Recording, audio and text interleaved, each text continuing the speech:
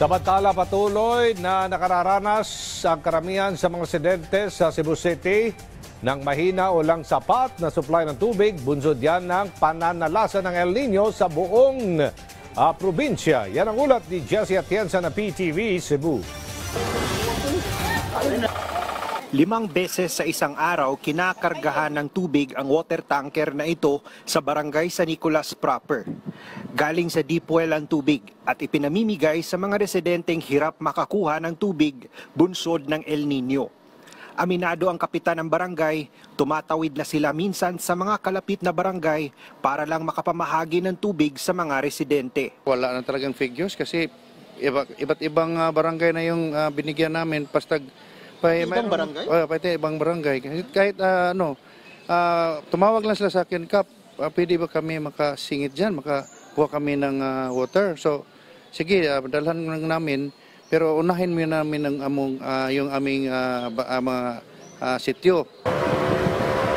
Sa paghatid ng supply ng tubig, nakaabang ang mga residente sa barangay Calamba.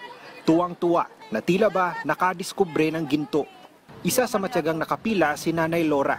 Ilang araw na rin silang walang tubig sa bahay. 7 araw sir, walang tubig sa aming gripo, wala. 7 araw. So at least dito may panghugas kayo? Oo po, may hugas. Pasalamat po kami sir. May panghugas kami para CR, ligo, panglaba. Kahit ang kanyang asawa at apo, tulong-tulong sa paghakot ng tubig. Inabutan namin si King na naglalaba. Ngayon lang siya nakapaglaba ulit dahil nagtitipid sila sa tubig. Dati halos araw-araw pero ngayon talaga wala na. 1 beses na lang sa 1 linggo. Buti ngayon walang pasok, lalo na pag may pasok na ko. Ang hirap sir. Ang hirap maglaba. Oo, may uniform pa tapos pambahay. Para sa mga apektadong residente, tiis-tiis muna at mag-aabang na lamang ng rasyon ng tubig para sa kanila. Ngayon, mas masusubukan ang kanilang tatag, disiplina at pagbibigay halaga sa isa sa mahalagang biyaya ng kalikasan.